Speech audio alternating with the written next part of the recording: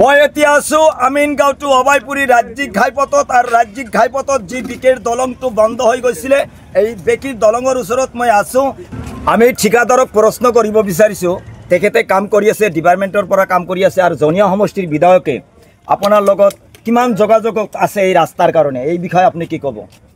সব কামটো PWD কামটো বিকল্প হোৱাৰ পাছতো PWD ডিপাৰ্টমেণ্টৰ পৰা আমাৰ ডিচি মহোদয়ৰ পৰা সব ইহঁতৰ পৰা কামটো কৰিবলৈ বাৰবেলি অৰ্ডাৰ দিছে যে কামটো আপুনি কৰিব লাগে, ৰাস্তাটো ৰখাই দিব লাগে, পিছত আমি চাম।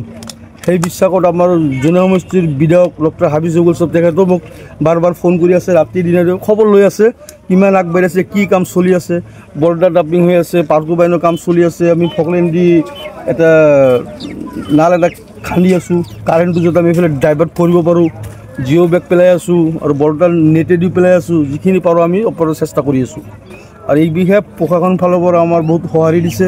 আমাৰ কলত আছে চাৰ্কল অফিচাৰ, তেখেতে সদায় আহি থাকে, এনি টাইম ইয়াতে বহিও থাকে, কাম চাই আছে। আমাৰ ADC মহোদয় আহি থাকে, DC মহোদয় সদায় মানুহ পঠাই আছে।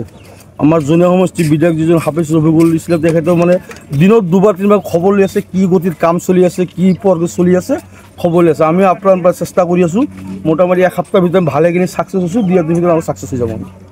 আমি ঠিকাদাৰ ফকৰ বাইকে আন্তৰিক অভিনন্দন জ্ঞাপন কৰিছোঁ, তেখেতে জোৰদাৰভাৱে কাম কৰি আছে। আৰু ৰাইজৰ জ্ঞাতাৰ্থে মই ক'ব বিচাৰিছোঁ যে ডিপাৰ্টমেণ্টৰ পৰা বা পুলিচ প্ৰশাসনৰ পৰা ৰাস্তাটো বন্ধ কৰি দিছে, দলংটো বন্ধ কৰি দিছে। 2 দিনৰ ভিতৰত তেখেতসকলে ৰাস্তাটো মুকলি কৰাৰ আশা আছে, দেখা যাক কি কৰা যায়। আৰু আমি চৰকাৰক ধন্যবাদ জনাইছোঁ যে ইমাৰ্জেঞ্চি কামটো কৰি আছে আৰু ঠিকাদাৰো ইমাৰ্জেঞ্চি কাম কৰি আছে। আৰু জনীয়া সমষ্টিৰ বিধায়ক ডক্টৰ হাফিজ ৰফিকুল ইছলাম জোৰদাৰভাৱে কামটো কৰাৰ বাবে মই এজন অসমৰ নিৰক্ষৰ কবি হিচাপে তেখেতক আন্তৰিক অভিনন্দন জ্ঞাপন কৰিছোঁ। ইফালে JCB দি তাৰমানে পানীটো ডাইভাৰ্ট কৰাৰ কাৰণে ইমাৰ্জেঞ্চিভাৱে JCB দি খান্দি দিয়া হৈছে যে পানীটো টানি ইফালে আহে, সেইকাৰণে ঠিকাদাৰে চেষ্টা কৰি আছে।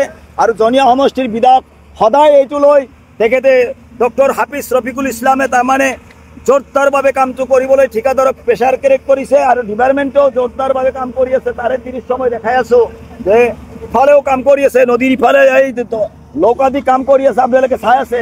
আৰু মই কামৰ দৃশ্য আৰু দেখাম, চাই থাকিব হাবিলুদ্দিনৰ চেনেল।